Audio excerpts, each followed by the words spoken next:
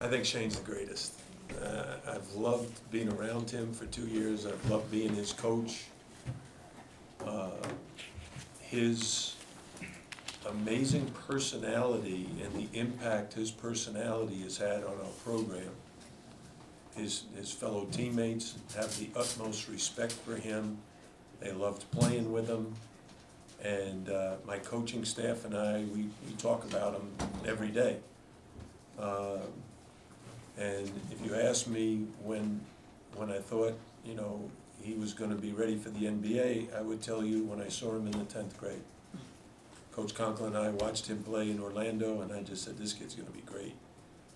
And the only thing I needed to do is remind him of how darn good he is and to keep expanding his role on our team and within our program. And he's helped us with recruiting. He and our seniors, who we're going to miss all of them a great deal, but they've all done everything we've asked them to do. And if you ask me, is he ready for the NBA? I think now that he's declared, his stock is going to rise. People were initially saying between 20 and 35 when I first started to inquire. I think he's going to be higher than that. He's one of the very best point guards in the country. At every level, everything begins with the point guard. Whether you're an elementary school coach, if you have to draft, you want a point guard running your team. If you're in high school, you want the best point guard. When you're in college, you want the best point guard. That's where it all begins, and the same thing is true at the NBA level.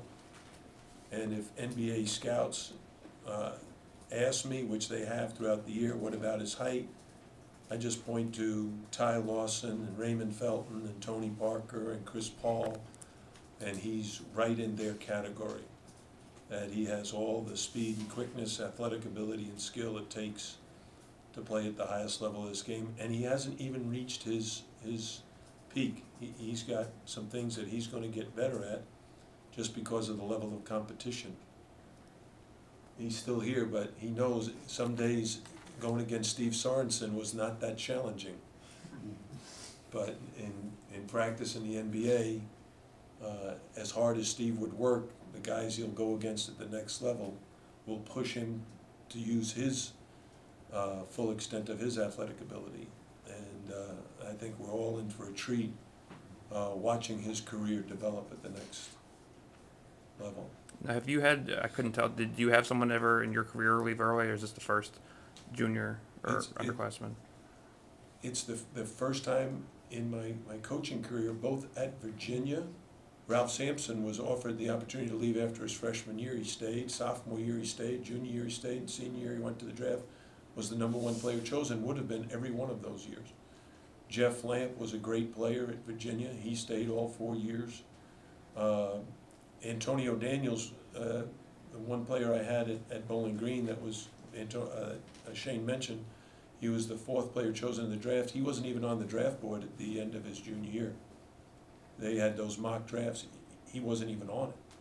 So he had a lot of work to do still going into his senior year, but he put in that work during that summer and worked his way up to the 4th player chosen in the draft. And I think what Shane said about those combines, when he gets there and shows them what kind of athlete he really is and the kind of skill level he has, his stock is going to rise. Coach, these point guards that you mentioned along with Shane, how are these guys able to get around it so they don't get posted up constantly?